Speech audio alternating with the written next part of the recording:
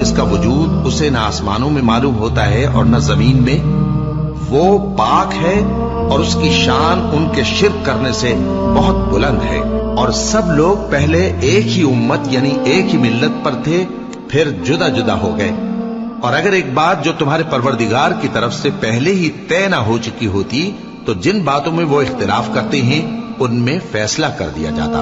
اور کہتے ہیں کہ اس پر اس کے پروردگار کی طرف سے کوئی نشانی کیوں نازل نہیں ہوئی؟ کہہ دو کہ غیب کا علم تو اللہ ہی کو ہے، سو تم انتظار کرو، میں بھی تمہارے ساتھ انتظار کرتا ہوں۔ اور جب ہم لوگوں کو تکلیف پہنچنے کے بعد اپنی رحمت سے آسائش کا مزہ چکھاتے ہیں تو وہ ہماری آیتوں میں ہیلے کرنے لگتے ہیں۔ کہہ دو کہ اللہ بہت جلد تدبیر کرنے والا ہے، اور جو ہیلے تم کرتے ہو ہمارے فرشتے ان کو لکھتے جاتے ہیں۔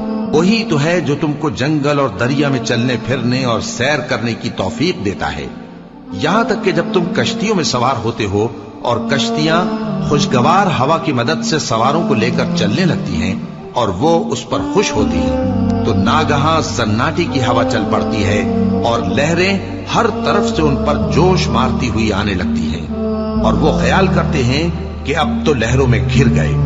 تو اس وقت خالص اللہ ہی کی عبادت کر کے اس سے دعا مانگنے لگتے ہیں کہ اے اللہ، اگر تو ہم کو اس سے نجات بخشے تو ہم تیرے بہت ہی شکر گزار ہوں۔ پھر جب وہ ان کو نجات دے دیتا ہے تو ملک میں ناحق شرارت کرنے لگتے ہیں۔ لوگو، تمہاری شرارت کا وبال تمہاری ہی جانوں پر ہوگا۔ تم دنیا کی زندگی کے فائدے اٹھا لو، پھر تم کو ہمارے ہی پاس لوٹ کر آنا ہے۔